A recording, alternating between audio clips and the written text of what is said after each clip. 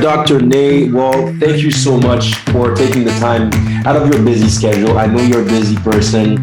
You keep busy and you do a lot of great things, and that's what busy people do. And so thank you for joining us. It's my pleasure to be here. Thank you for having me. All right, perfect. And we like to go straight to the point here, and we want to start by telling people who you are, your professional background as an LMNT, and start from there. Sure. So, it's an interesting story because for many reasons, but I didn't go back to school to become an LMFT, right, until I was 39. Mm-hmm. So that's kind of late to go back to school. But I offer that to people because it's never too late. And so what happened for me was that I grew up in Brooklyn, Bay Ridge, Brooklyn, with a single mother. And Brooklyn's in the house, and I have a brother and I have a sister too. And so my mother was always talking about psychology. And this was in the 60s and 70s. She was talking about Jung and Freud and Abraham Maslow. And so it was always in my psyche. But I did the opposite thing of becoming an academic. I became a model because growing up poor in Brooklyn with a single mother, I needed money. Mm-hmm. And nobody was going to give me any money. And the best way to get money was to become a model. Mm-hmm. And so I was living in New York City and I was modeling, and it's not an easy business. You have to have thick skin. And at that moment, I actually went to some parties in the Hamptons, in the city.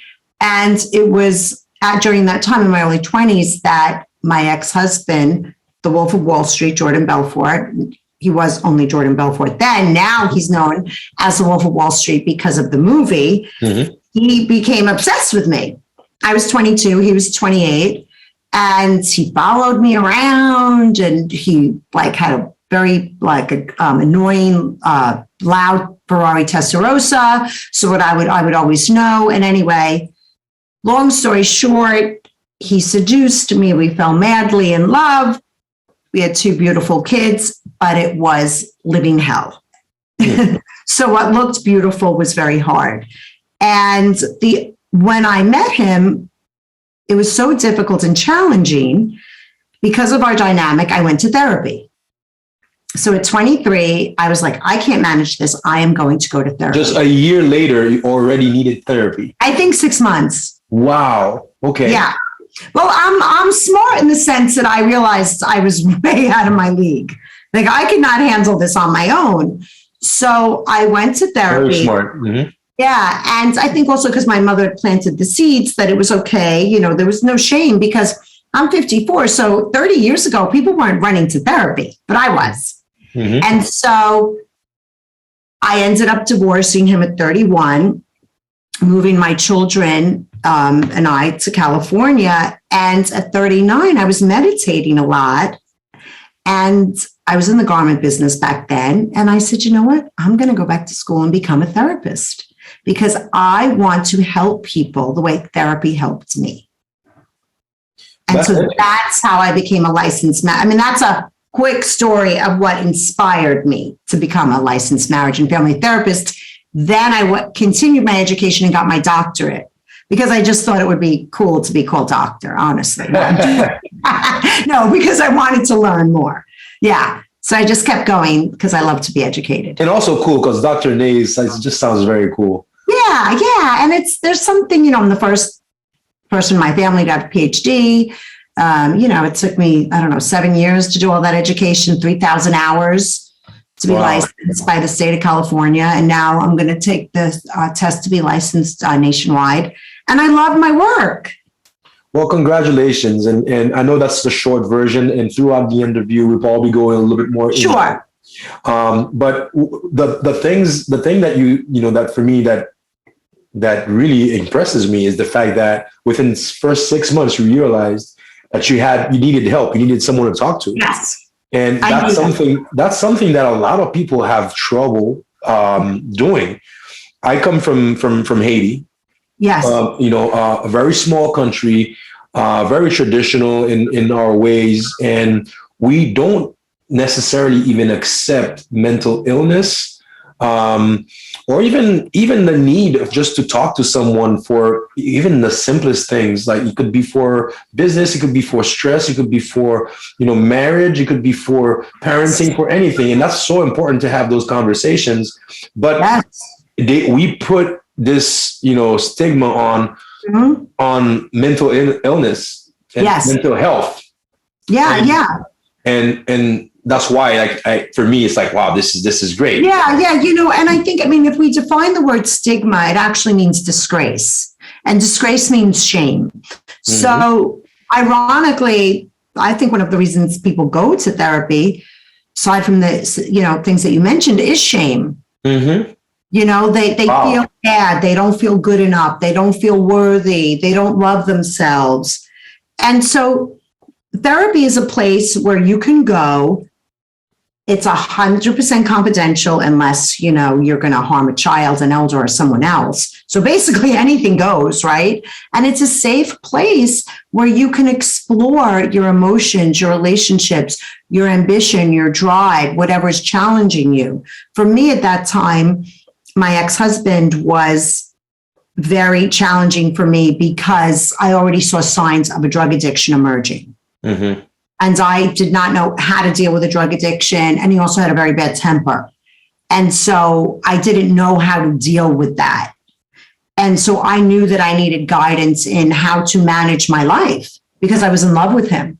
And so going to therapy too, in a lot of cultures is not understood, but that's why we're having this conversation, right? Absolutely. Is to break down those walls and say, actually, it's amazing because, we have more neurons in our brain, neuronal connections in our brain than all the stars and all the galaxies in the sky. That's so amazing. Right? I don't get that. And it's only 3 pounds of tofu, as I say it. And then it connects to this amazing nervous system. And so why on earth would we think that we can manage all that on our own? Wow. Hey, listen, that's great. I love that. So maybe because our heart beats and our stomach digests and we don't have to do so much with that. But we do have to be mindful about what we eat, how we move our body, what we put into our brain. And our brain and heart and body need support. And that's what therapy is. And therapy saved my life. So that's why I became a therapist. That sounds like a good T-shirt. Also, therapy saved my life. It just did. But there's something that you said caught my attention. You said that unless, so it's confidential. Unless, for example, you're going to harm a child or someone or yourself. Yes. Then that's a boundary that you are supposed to cross in that situation. Yes. That's expected of you. Yeah. So when someone comes to therapy, we tell them there are limits to confidentiality. Okay. Because pretty much everything is confidential unless they tell us about some form of child abuse that they know of, or elder abuse, like that's a person 65 and older, or if they are going to harm somebody. Actually, suicide, domestic violence, those things we're not mandated to report. Oh, really? Yeah, we're not, ironically. But I tell everybody that, plus they sign a form, and not many people, that doesn't shy many people away. Wow, that's interesting. So it's only really when it's harming somebody else. Yeah, and it could, because if you think about it, elders and children, they're so vulnerable. Yeah. They can't defend themselves, right? Yeah. So that's really why we have to do that, in order to protect them. But aside from that, anything goes. And the thing about therapy is that it's a non-judgmental space, and it's a very accepting space. And paradoxically, acceptance is what promotes change. I think my wife might kill me for this. But at some point earlier on in our marriage, we did go to therapy. Yeah. We only did one session. Okay. One session. And she was surprised that I actually was okay with it. She actually suggested that. I'm like, okay.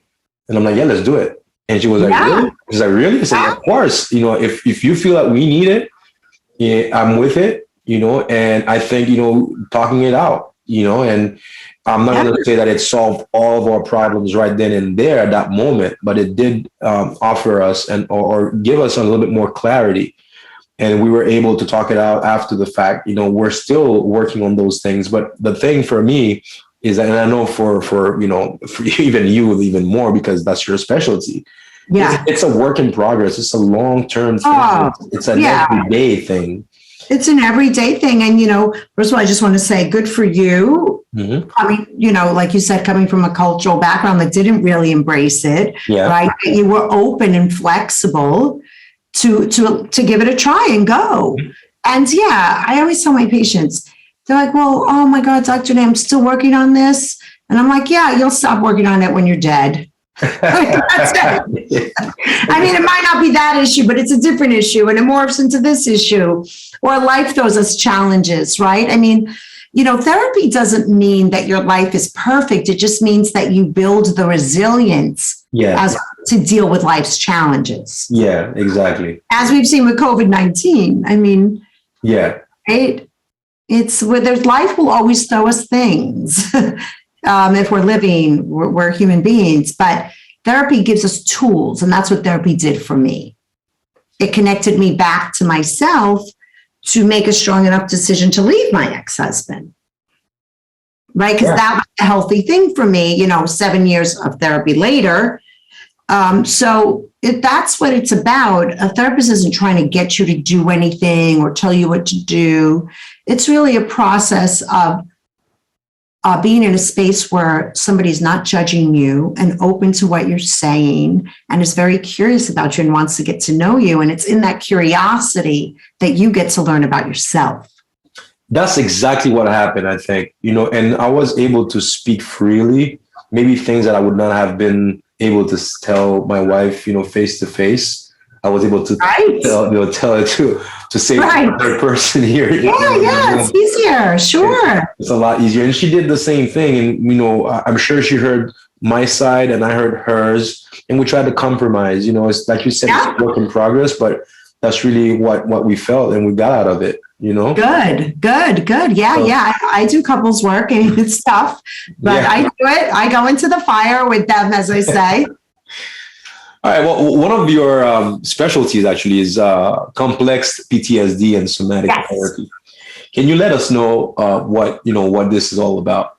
Sure. So complex PTSD is a term that's just kind of really coming into the zeitgeist. It's still not even a diagnosis in the DSM. And we can't put it on insurance forms. Okay. But it's the most important diagnosis because it is what it defines is, let's just think about trauma. Trauma is something that overwhelms us. And so complex PTSD, it's complex because it's usually happened chronically over a long period of time. And it's usually happened to us in childhood, even starting neonatal before we're born up until 6, and then really up until adolescence. And so it can be parental neglect, it can be parental abuse, it can be physical abuse, it can be sexual abuse, it can be anything that's chronic and relational. It can be a parent belittling you, a parent denying your emotions, so it has a broad diagnosis. And what happens is that when we're children, we need to feel seen, we need to feel heard, we need to feel felt. And if our parents can't do that for us, it's traumatic because we're little and we're still developing. So it encompasses a lot of things. And why I like the diagnosis is because it doesn't pathologize mental health. Because who's had perfect parents? I didn't. I'm not a perfect parent. Okay. But the good news is for parents, you only have to be good 30% of the time. So let's take the pressure off. But nobody has perfect parents. So everybody has some form of trauma from developing. And it affects your sense of self. Do you have a positive or negative sense of self? It affects your ability to manage your emotions. And it affects your relationships. So it brings mental health down to a very relatable experience. That's interesting because, like you're saying, if you're a kid and you're, I don't know, maybe under 10 years old and you're experiencing these things, you don't really know how to even pinpoint where it's coming from or how to interpret it or anything like that. Exactly. And I see, once you said that, is it fair to say that maybe even most kids around the world are feeling this? Oh, yeah. And the reason, and I'll go back to shame again, is that, I mean, you think of single mothers, right? You think of a parent that dies, you think that a parent that's sick, you think of divorced parents. I mean, there's so many ways that it can take shape. And what happens is that when a child feels bad, just feels bad, they think they are bad. They can't be like, oh, I'm sad today, but that's because of this. They're like, I feel sad, I'm bad. And so that's when shame starts to develop, right then at that moment. And so at the root of complex PTSD is shame. I'm not worthy, I'm not good enough, I'll never be able to do this, I can't do that. And so that's really the tragedy of it. Because if we know that, we can say to a child when they get in trouble, you know what, you did that and maybe that wasn't, your behavior wasn't appropriate, but you're good, you're okay. This is normal. This is what a 6-year-old does. Instead of being like, don't ever do that. Mm-hmm. You're punished. You're going to get a timeout. To a child, a timeout is like solitary confinement. Yeah. Right? And again, not to shame the parents, it's that we need education around it. Right? We go to school for reading, writing, math. Why don't we go and learn about social and emotional intelligence? That is such an amazing point. I go all the way to like almost needing a license to Yes, parent. That's what I was just going to say. We have to have a license to drive. Why not a license to do the most important job you will ever do? And actually, I want to say take job out. I always like to say the joy of parenting, not the job, even though I know it's a job. Mm-hmm. I have 5 kids. But why don't we help people be better parents? So that's a big part of my job, is teaching adults how to be parents. That's one of my passions. So for me, my parents probably will kill me for this if they ever listen to this podcast. That's why parents, you get a grace. It resonated with me because my parents were separated for 7 years when I was from 5 to 12, approximately. It might be 6 to 13, it might be 4 to 11, but around 5 to 12. And I know that it affected me a lot. I remember things that they're surprised that I remember, that they didn't know that I remember. My brother is younger than me, and not remembering maybe as much as I did was as I do. Yes. And until this day, I think about these things. But the beauty of the story, though, is that after 7 years, my dad actually, won his family back. Oh, yeah. We built a new home with my mom and started over when I was a teenager. Wow. I was 13. But I always struggled with my dad. I always struggled having that relationship with my dad. Yeah, because you were probably angry at him. I was, but I didn't know because obviously. But you didn't know because nobody said to you, how do you feel about that, Jeff? Yeah, nobody. Here's another thing. So that's another thing about our culture. We don't really talk like that. Right. We don't talk about emotions. We don't talk about how we're feeling. We don't talk about how we deal with things. We don't talk about all that stuff. Now, This is not about shaming my parents at all, because I think I have amazing parents, and they didn't go to that school of parenting either. Those are the things that I actually have a background in psychology, maybe as a result.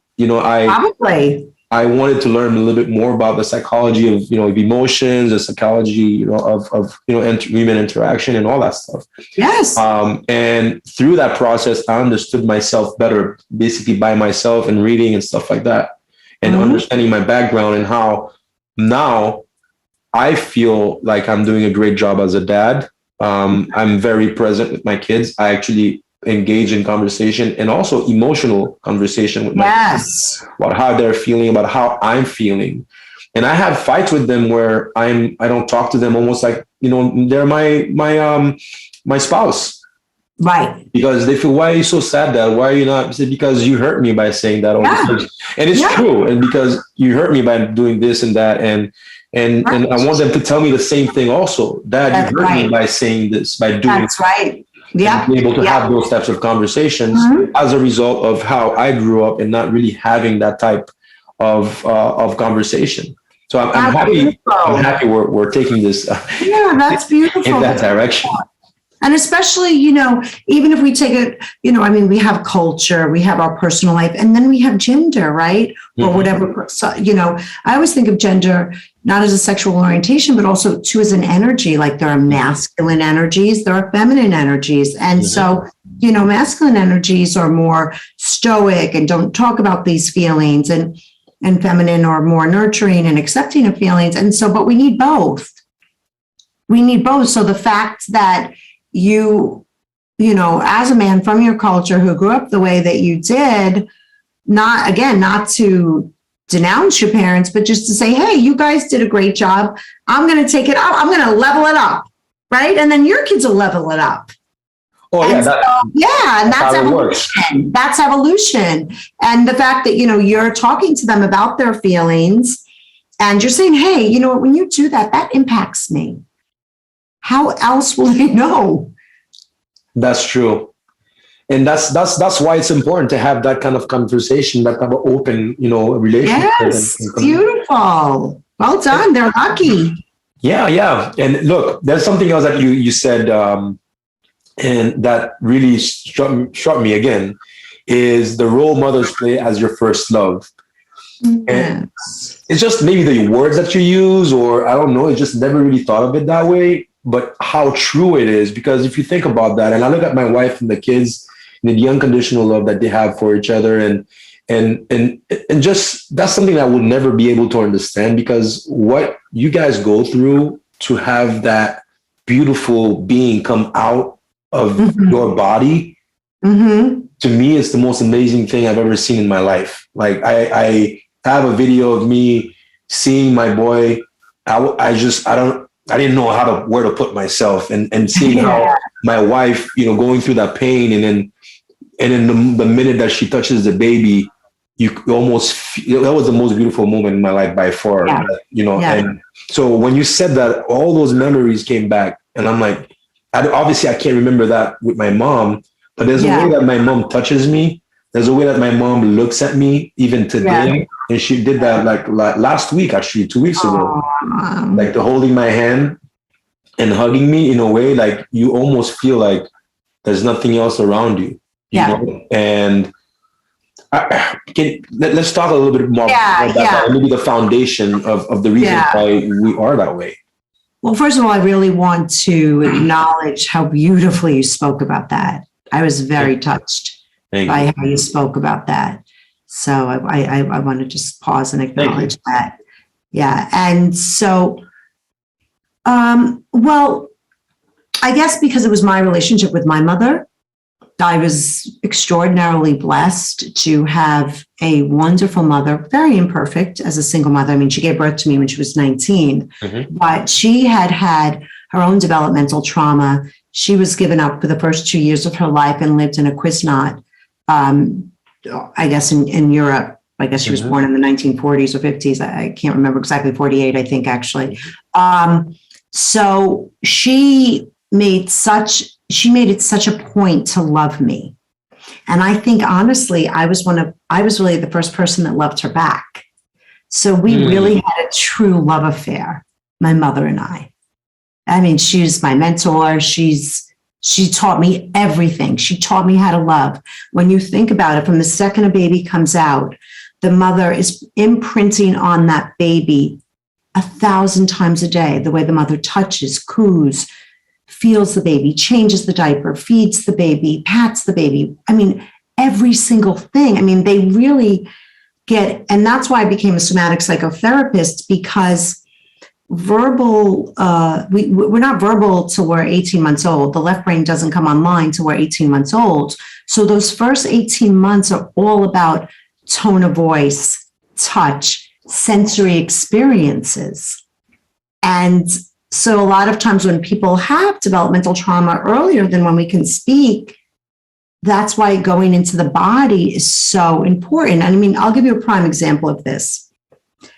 Think about the song, because I'm English, London Bridge is Falling Down. I mean, that is the worst song. London Bridge is falling down. I mean, who wants to sing to a baby that a bridge is falling down? Like people, right? Or Ring Around the Rosie. I think that's about disease, but it's the tone, right? It's the tone that we use.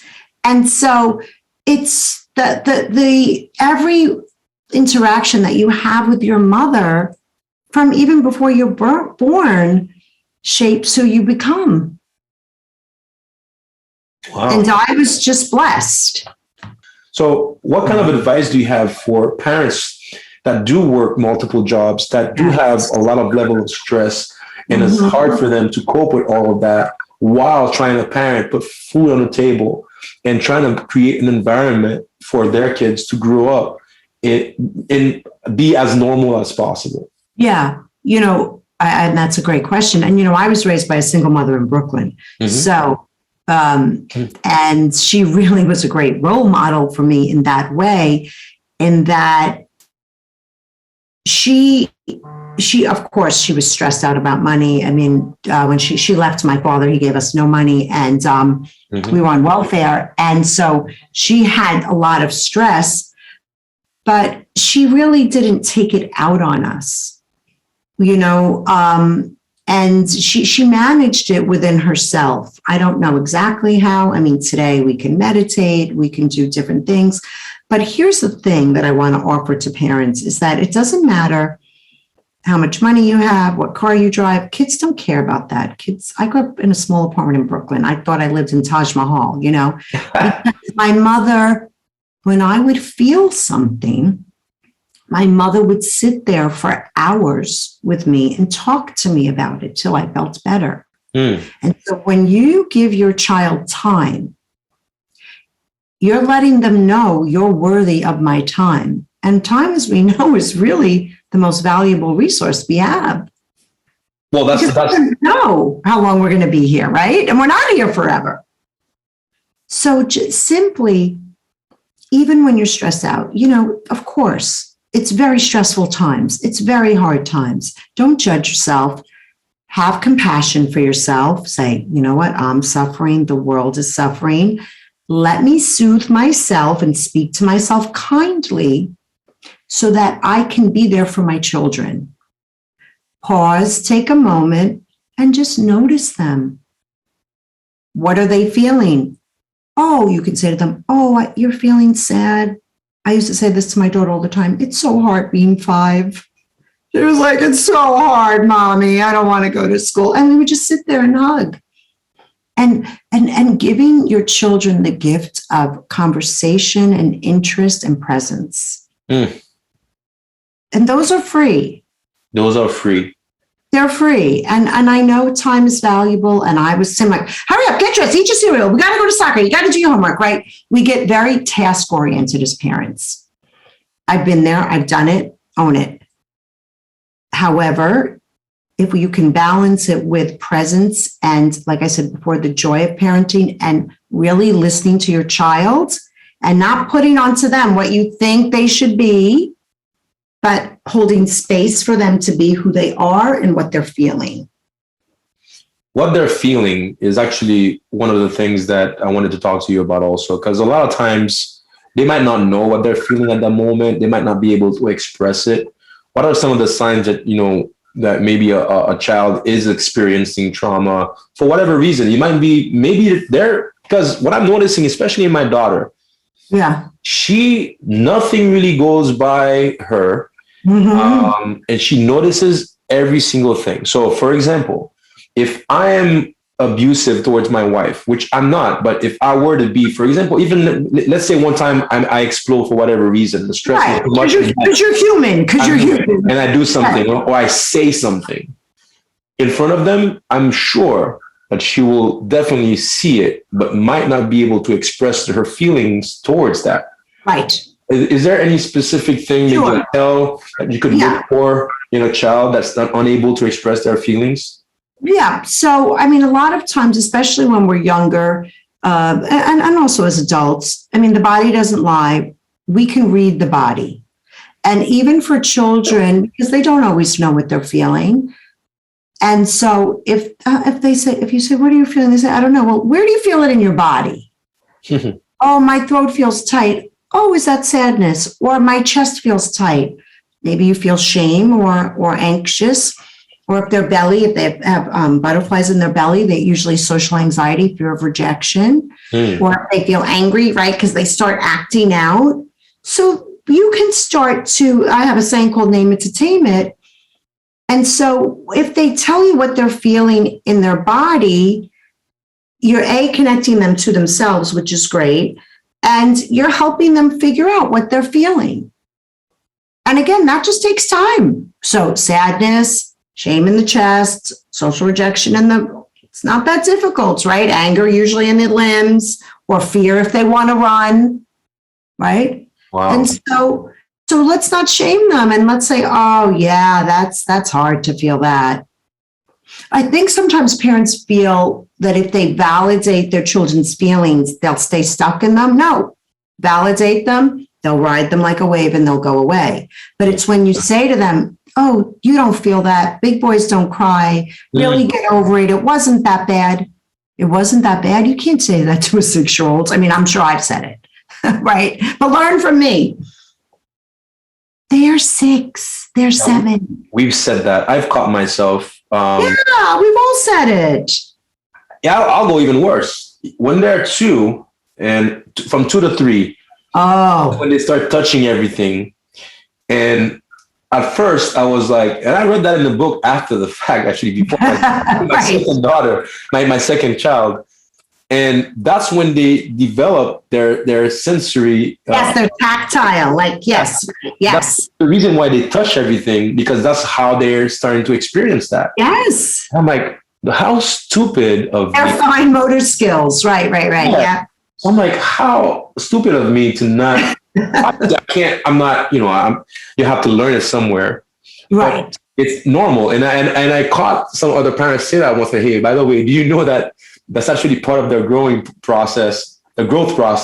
Right. Or when they drop things, right? Because they're learning how to grip, right? Exactly. And even touching something hot, they've never experienced those before, and that's how they start. That's how they learn. My son. We had a huge party once, and he went up, and I followed him the whole party. He put his hands on a grill. He had a burn. I mean, that was so big, and there's nothing to do for burns. I kept giving him Tylenol, and just like held him for 8 hours in a dark room until he fell asleep. I mean, it's amazing. Listen, when you think about how fragile and vulnerable we are as human beings and what could happen to us every day. By the way, what you just described happened to me too.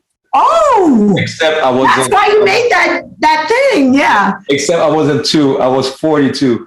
Oh, no. And burns are so painful. It happened to me last month. It's just a moment of distraction. That's crazy that I said that. Yeah, and it wasn't that hot. It was hot, but I burned my hand. But it was horrible. It was a bad experience. But you could imagine he was 2, and I mean he was dumb. He went. Right. But that's how we learned. And of course, we don't want our children to learn the hard way, but we can't save them from experience. Yeah, exactly. And that's the part that sometimes as parents, we have to be able to let go a little bit, monitor and see how they react towards certain things. A lot of times they're going to have to slip and fall. They're going to have to do this. They're going to know. A lot of times I tell my son, my son likes to flip, and jump. And a lot of times, don't do that because you're going to hurt yourself. I'm worried every time.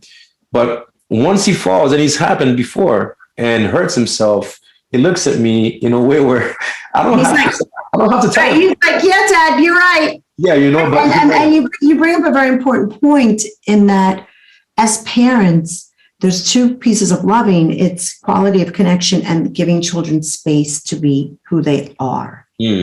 We have to learn to tolerate that. Mm-hmm. Like, oh, we have an expectation our kid should do this. Kid should be a piano player, or they're a soccer player, or they should do this, and they're not. They should be good in math, and they're not. No, we don't. They come through us, but we don't get to decide who they are. Mm-hmm. And that's a very important piece, is giving children space to be who they are and being curious about who they are. That's the hardest thing, I think, for me, for a lot of parents. And I'm going to use my culture again because I grew up in Haiti. So that's the only example that I can go, Use it. go to is I think a lot of parents are expecting their kids to be exactly like them and not really giving them the room to become their own person. Completely. And even with my dad, he's a musician. To me, is one of the most talented musicians. Obviously, I'm biased and I'm listening to him. But me, I was not. And I had talent, but the music that I chose to play was very commercial and pop music. Right. That was more, intellectual jazz type of thing. Yeah. And I didn't want that at 12, 13 years old, 14 years old. No. And why would you? Exactly. That would have been right. But then I think that's one of the moments where we really started to disconnect, where he couldn't embrace me for who I was and who I wanted to be, because it would almost embarrass him, because of the level of music that I chose to do. And maybe that's at the root of our relationship until today. We struggle a lot, making music together and all that kind of stuff. Well, but anyway. That's very important because, there's attachment, right? Which is the bonding, which is the initial piece we spoke of. That usually happens in the first 6 years. And then the teenage years are when children separate and individuate. And that actually is another point of issue, because attachment isn't just about how we attach. It's how do we attach and separate. And teenagehood and adolescence is a place where we want to separate, to individuate and become who we are as people. Mm-hmm. And a lot of separate from our parents. And a lot of times parents get hurt. Yeah, that's true, because they're disappointed in a way. They're disappointed. And it's okay. We can all have our disappointments.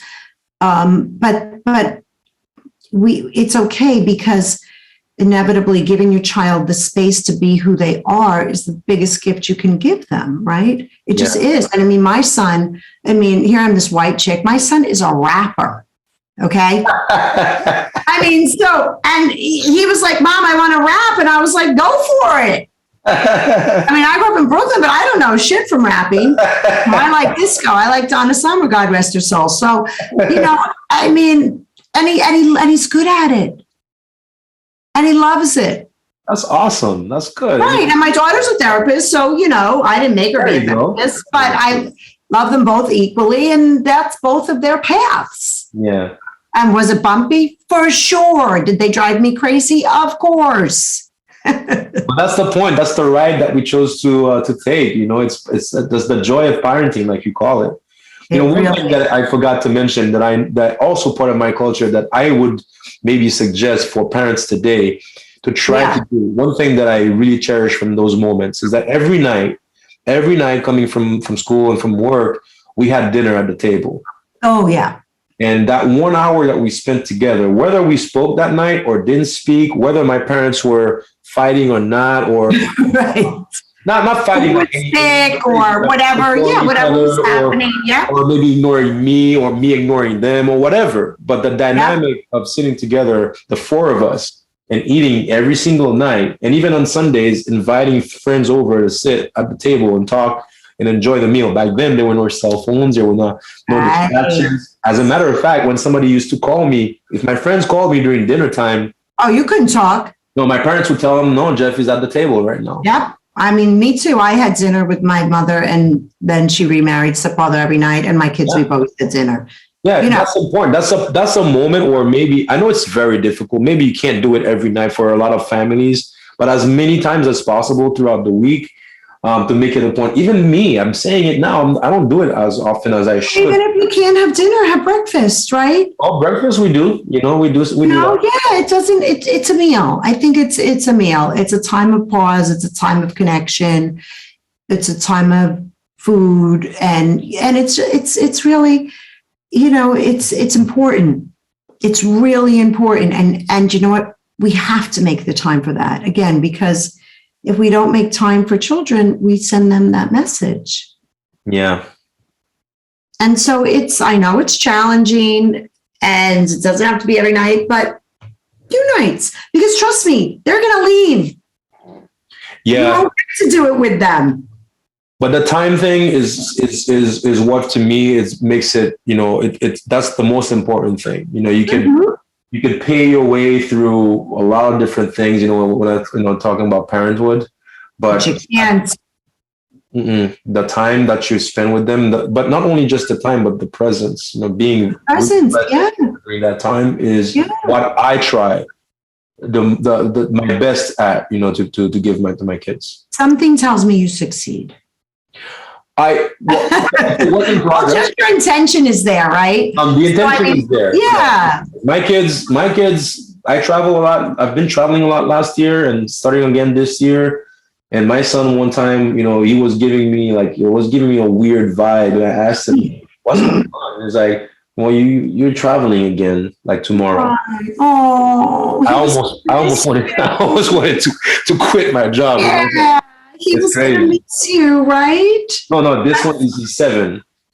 He was going to miss you, right? I thought you said he's going to be 2. Yeah, he's going to miss me. He's going to miss you. Yeah, and how beautiful is that, right? That he was like, hey, remember me? Yeah, I that's the part. But, I try to balance it out as much as possible. That's why a lot of my friends and family don't really get it when I want to stay home and I want to be around them. And I don't really go out that much. I only work and stay home, as much as I can. And once in a while, obviously you can go out and you can have a trip with the wife. You could do other things, that's important too.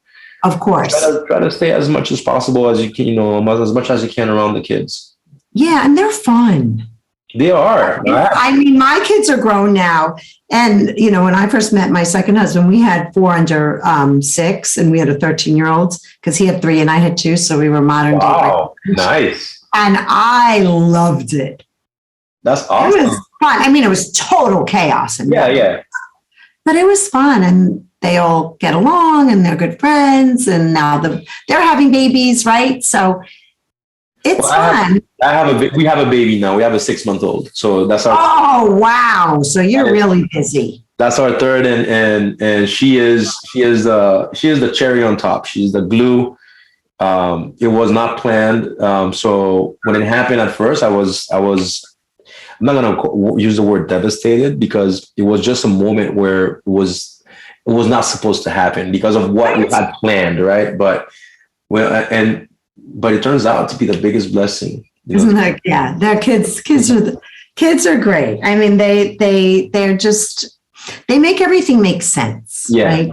And I think about, my life with my ex-husband and how crazy it was. And people are like, what do you think? I'm like, I do it all over again for them.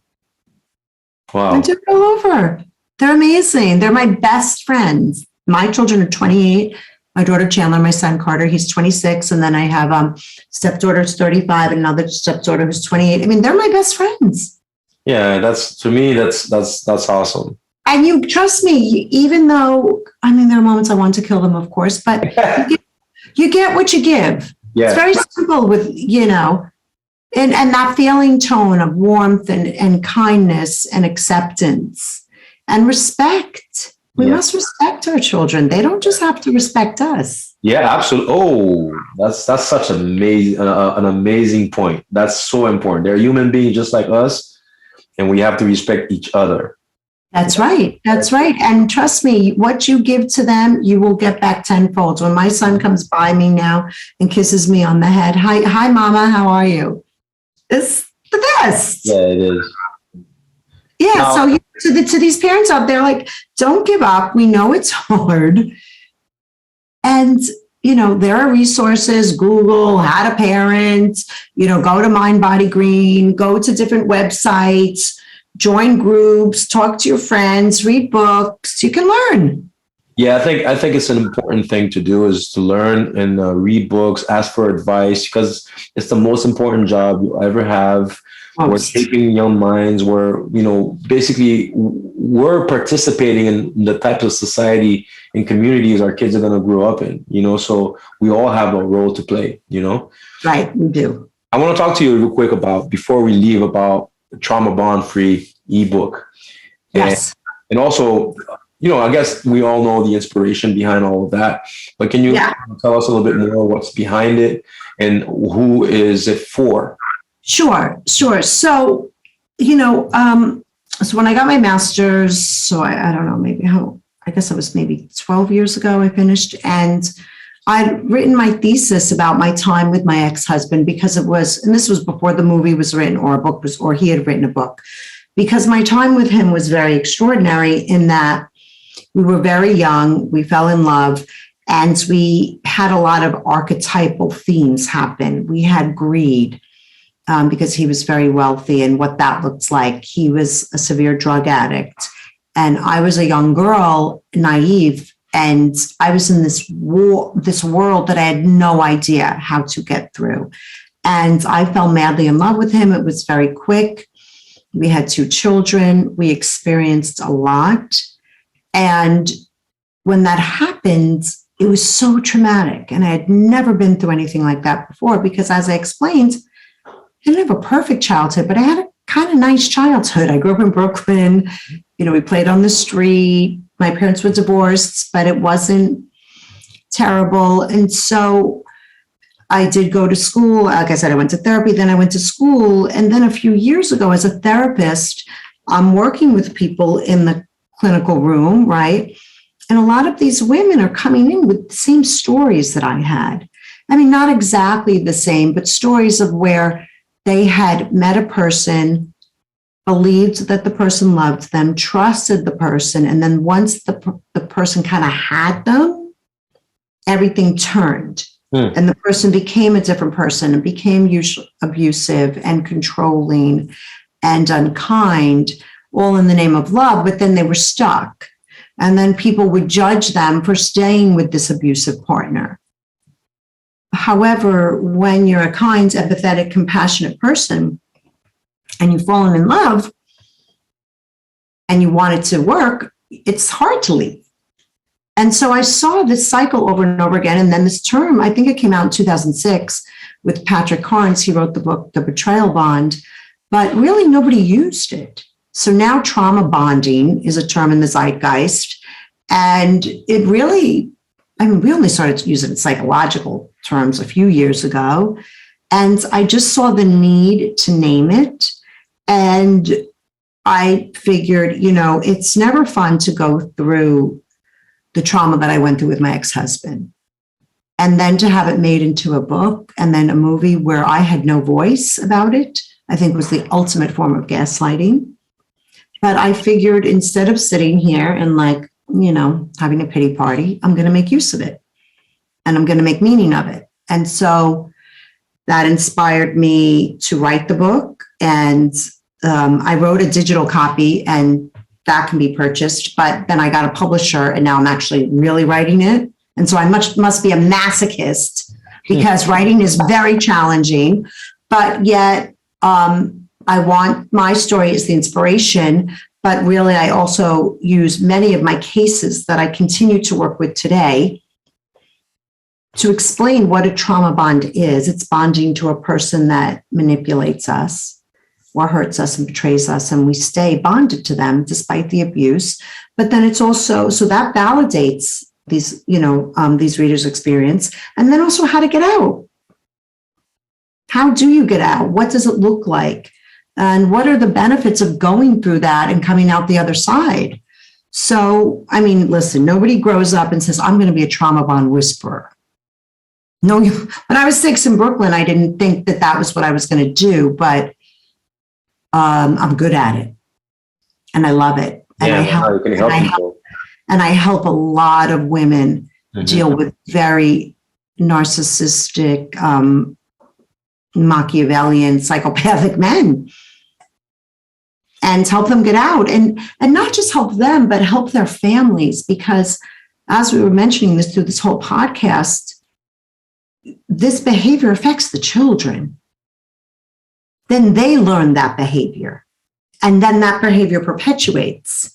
So maybe if it's a boy, maybe that behavior is repeated. If it's a girl, maybe that behavior is accepted. It might be just. No, you know what? You'd be shocked. Actually, what my real life research has shown and it's actually challenged me for many years, is a lot of, if I find that, not okay, the men, if they've been dominated and threatened and intimidated, yes, they will most certainly do that to their wives. However, what I've discovered, which is even, I don't want to say more disturbing, but it pains me, is that the mothers do it to their sons.